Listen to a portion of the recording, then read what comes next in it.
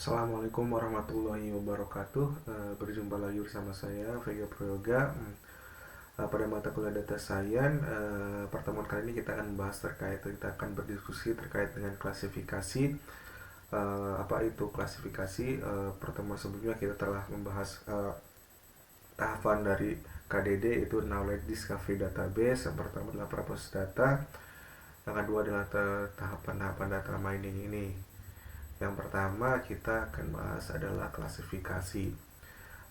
Pada umumnya algoritma machine learning sendiri dibagi menjadi dua, yaitu supervised dan unsupervised learning.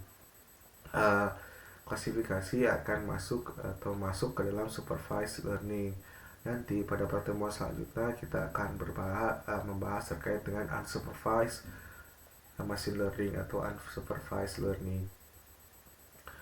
Umumnya algoritma machine learning ini digunakan untuk memprediksi nilai output dari input yang diberikan. Jadi di klasifikasi kita akan membahas atau kita akan belajar terkait dengan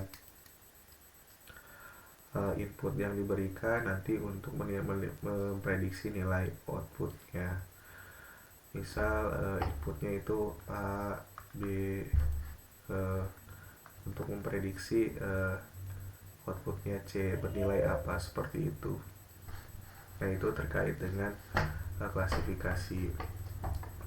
Supervised learning membutuhkan data input dan data output. Nah, karena kita sifatnya prediksi, nanti kita harus mengumpulkan nilai suatu input, terus di mana input tersebut memiliki suatu label atau output atau kelas target nanti. Jadi ada yang istilahnya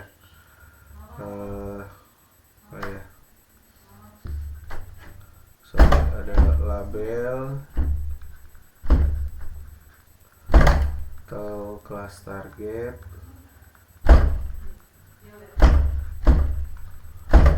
atau apa lagi ya output lah. Ini di label itu nanti ada istilahnya kelas target atau output dalam klasifikasi atau dalam supervised learning, seperti itu. Tentunya kita bawa data input, data outputnya bentuknya seperti ini, label, kelas target atau output, seperti itu. Algoritma supervised learning bekerja dengan data yang diklasifikasi atau tidak diberi label. Nah, ini berbeda dengan supervised learning. Unsupervised learning tidak yaitu tanpa label atau tanpa kelas target atau tanpa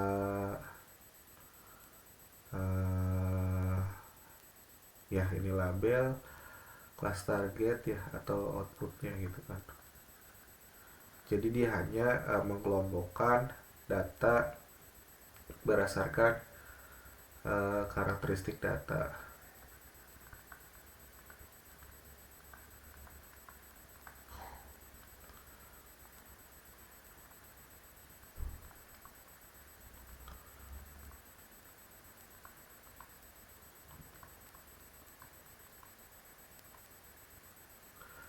Berdasarkan data yang seperti apa, data yang pada ada suatu tabel. Jadi dia berkomplot gitu kan, berkomplot atau dikelompokkan berdasarkan karakteristiknya masing-masing, seperti itu. Nah, di sini mungkin dalam supervised learning ada beberapa algoritma, sebenarnya banyak, namun yang kita akan diskusikan pada kesempatan kali ini adalah naive Bayes. Naive Bayes classifier. Classifiernya itu tandanya apa? Klasifikasi.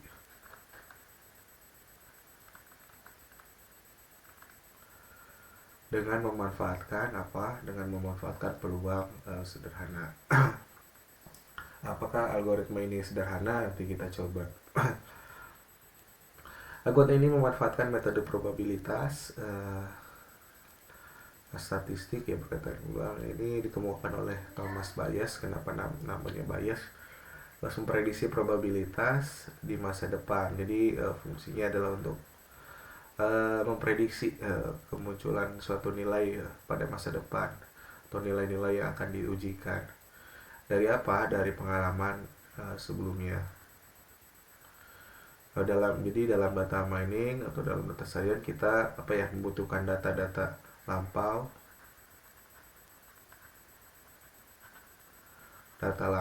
untuk memprediksi masa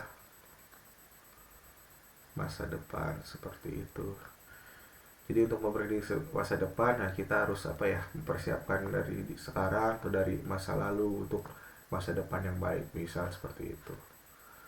Data lampau yaitu untuk menghasilkan atau prediksi masa depan seperti itu. Algoritma Bayesian ini populer adalah pendekatan yang dilakukan oleh Paul Graham. Jadi entah kenapa dia populer, karena mungkin dia metodenya diadaptasi lebih bagus atau dimodifikasi lebih bagus sehingga lebih mudah dipahami, sehingga itu yang menyebabkan algoritma yang yang dipresentasikan oleh Paul Graham lebih menarik atau lebih mudah dipahami oleh khalayak seperti itu. Nah, ini ada formula dari Bayes. Jadi peluang kejadian A sebagai B ditentukan, gitu kan. A sebagai B ditentukan dari peluang B saat A, terus peluang A dan peluang B seperti itu. Peluang kejadian A sebagai B ditentukan dari peluang B saat A, peluang A, gitu kan, dan peluang B seperti itu. Jadi itu yang mempengaruhi peluang atau cara memprediksi dari suatu nilai di masa depan nanti. Penerapan naive Bayes untuk klasifikasi dokumen. Jadi ini contoh penerapannya. Jadi kebanyakan banyak sih, tidak hanya untuk klasifikasi dokumen, klasifikasi SMS, spam, email dan lain-lain. Bisa juga mungkin kejadian apapun bisa diklasifikasikan dengan menggunakan naive Bayes. Ini contohnya. Jadi misalnya terdapat suatu kasus untuk memilih suatu daerah. Mungkin ini memilih suatu daerah untuk membeli rumah ya. Mungkin membeli rumah di sini. Jangan mendirikan atau membeli rumah. Membeli perumahan atau tidak, seperti ini. Nah, ini jadi bagaimana caranya? Jadi ada karakteristik yang mempengaruhi pembelian rumah. Yang pertama adalah kriteria 1 atau C1, yaitu harga tanah. Kriteria 2 yaitu jarak daerah. Misal kita akan membeli suatu rumah pada A, gitu kan, apakah si A itu dekat dengan pusat kota atau tidak, gitu kan. Yang ketiga tuh ada tidaknya angkutan umum. Nah, ini jadi kriteria yang ketiga, ada tidaknya angkutan umum yang melintas untuk menuju ke kota atau kemana, gitu kan. Keputusan yang terakhir adalah keputusan. Nah, ini keputusan itu adalah kelas target yang kita namakan kelas target tadi atau label, gitu. Nah, ketika diklasifikasi, maka ketika kita akan menerapkan suatu metode klasifikasi atau supervised learning, maka kita harus data tersebut memiliki label atau kelas target atau outputnya tadi untuk prediksi. Jadi si algoritma itu akan membaca kebiasaan data lampau dengan kriteria sebagai berikut. Misal contoh, harga tanahnya mahal, jarak daerahnya dekat, terus ada tidaknya angkutan, terus keputusannya biasanya apa, seperti itu. Apakah dia kebanyakan orang membeli atau kebanyakan orang tidak jadi membeli, seperti itu. Nah, itu mungkin sederhananya seperti itu. Nah, ini sebenarnya ini ada berapa data ya, jadi 10 data. Kenapa disebut aturan? Karena sebenarnya ini adalah aktivitas pada zaman dulu gitu kan, data-data lampau intinya. Uh, misal orang pertama membeli aturan pertama merupakan atau menggambarkan suatu seseorang gitu kan membeli rumah atau tidak nih dengan kriteria murah, dekat, harga tanahnya murah, terus jarak dari pusat ke kotanya dekat, terus ada angkutan umumnya tidak ada, dia tetap akan membeli suatu rumah. Nah, ini contohnya. Ketika harga tanahnya sedang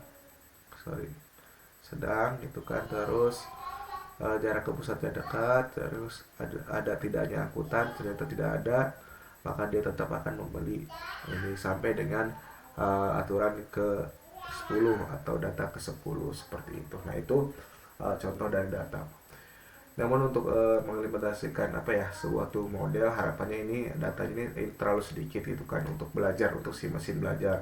Harapannya datanya yang banyak agar agar semua kejadian atau semua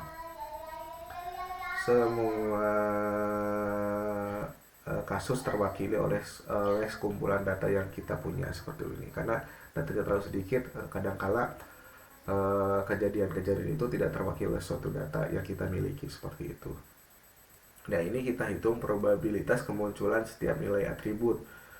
Ini untuk kriteria pertama atau atribut pertama, yaitu harga tanah nih. Ini ini jumlah yang ya. Jadi pada sebelumnya di sini kan yang ya ada 5 dari aturan 1, 2, 3, aturan 8 dan aturan 10. Kenapa di sini 5 dan di yang tidak juga 5. Jadi sama-sama jumlahnya. Jadi yang membeli rumah jadi membeli rumah 5 dan yang tidak juga 5 seperti itu. Dan dari segi harga murah, berapa nih yang masuk ya? Dari yang murah yang di kelas ya atau yang dipilih yang jadi membeli ada 2, yang sedang itu ada 2, yang mahal ada 1.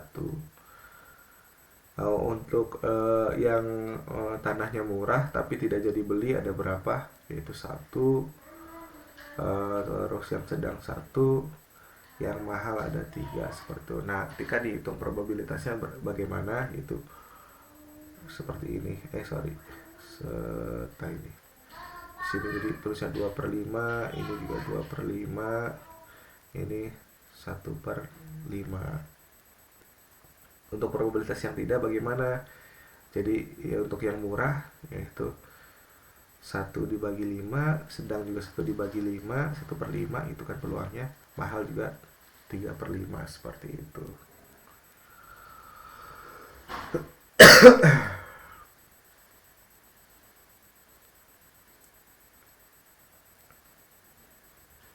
Maka ketika dijumlah, maka peluangnya harus bernilai 1 seperti itu. Untuk kriteria kedua itu kriteria kedua adalah probabilitas kemunculan setiap atribut untuk jarak. Jadi tadi itu ada harga tanahnya, sekarang jaraknya. Nah, jarak untuk yang dekat dengan berakhir ketika siapa jarak daerah tersebut ke kota dekat itu kan yang jadi membeli berapa? 3. Yang sedang itu ketika jaraknya sedang 2 gitu kan. Jauh, karena jauh malas jadi nggak ada yang beli seperti itu. Dan untuk yang dekat ternyata ya tidak semuanya pada menjadi beli itu kan, karena 3-3-nya masuk ke sini, sisanya 0 seperti itu. Terus sedang, kita cari sedang. Sedang misal kita lihat saja ya, cara melihatnya dari bagaimana, cari jarak yang sedang gitu kan. Nah, sedang dengan pembelian tidak. Nah, di sini hanya ada berapa? Di sana kan ditulis 1 ya. Sedang tidak. Sedang tidak itu hanya ada 1, maka kita tulis di sini. Nah, ini di sini 1. Jauh tidak, kita cek jauh tidak. Nah, jauh tidak, sorry, ini satu, jauh tidak dua, ini tiga gitu kan. Apakah benar tiga? Sorry, mana sih? Satu, dua, tiga. Oh ini empat. Nah, empat. Jauh tidak. Nah, di sini betul empat. Untuk menghitung probabilitasnya sama seperti tadi. Jadi ini 3 dibagi 5, 2 dibagi 5, 0 dibagi 5, seperti itu. Sampai yang 3 juga sama, 0 dibagi 5, 1 dibagi 5, 4 dibagi 5, seperti itu. Nah, seperti itu sehingga probabilitasnya ketika dijumlah ini kan. Ketika dijumlah,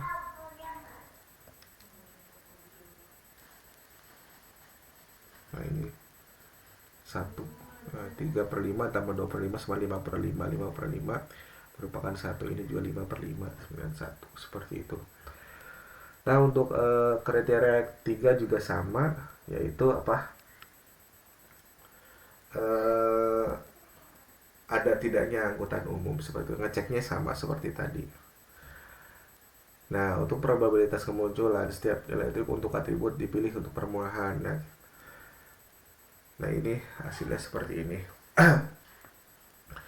Jumlah kejadian yang dipilih adalah 5, terus yang tidak juga 5. Dari berapa? Dari 10 data. Jadi 5/10. Ini juga 5/10 atau 1/2. Ini juga 1/2, seperti itu. Nah, itu proses membuat. Jadi di dalam suatu klasifikasi kita membuat suatu data training. Nah, tadi prosesnya adalah membuat suatu data training. Nah, atau data training, nanti data training itu akan dibuat suatu model. Nah, modelnya tadi dengan menggunakan naive Bayes, dengan membentuk suatu nilai-nilai atau peluang-peluang yang terdapat pada suatu kriteria dengan dengan label tadi jadi beli rumah atau tidak, seperti itu. Dan berapa peluang munculnya kejadian yang ya, dan berapa peluang munculnya kejadian tidak, seperti itu. Nah, untuk membuat modelnya atau model machine learningnya dengan Bayes adalah seperti itu.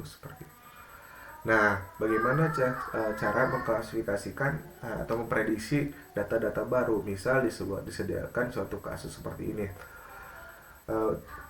Berdasarkan data tersebut, apabila diketahui suatu daerah, nah ini suatu proses untuk prediksi dengan harga tanah mahal gitu kan. Jadi saya ingin mengujikan atau memprediksi ketika tanahnya mahal, terus jarak kotanya sedang, terus dan ada angkutan umum, maka keputusannya itu saya harus membeli rumah tersebut atau tidak, seperti itu. Nah, itu merupakan testing. Ini data testing atau bagaimana cara melakukan prediksi, seperti itu. Kita cari nih, jadi kan tadi yang ditanyakan adalah datanya data testingnya adalah harga tanahnya mahal, jarak dari lokasi ke kotanya sedang, terus angkutannya ada, dia itu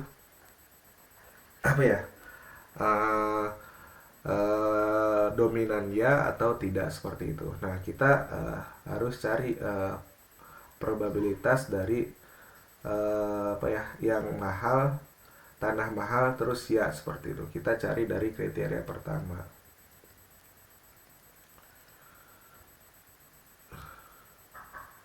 Ini kan tanah mahal, terus ya, ini berapa peluangnya? Tanah mahal ya itu adalah 1/5 gitu kan. Terus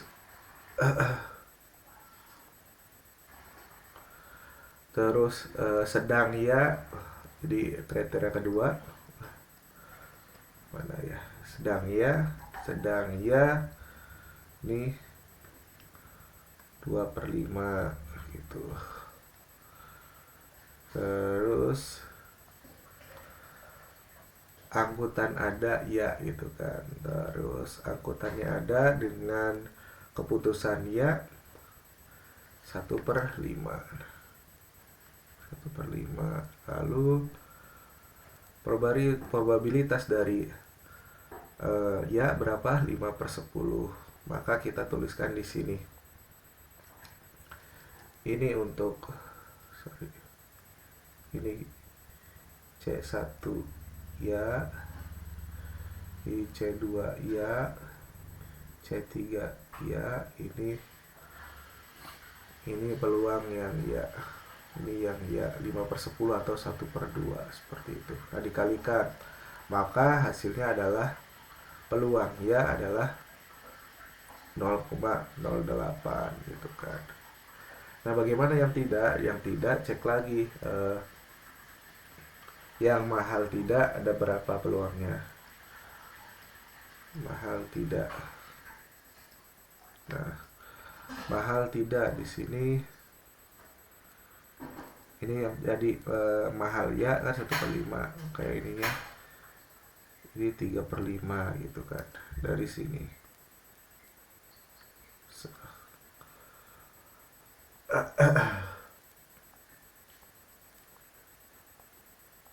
Lalu sedang tidak, mana sedang tidak? Oh, sorry, sedang tidak. Nah, ini sedang tidak, angka 1/5.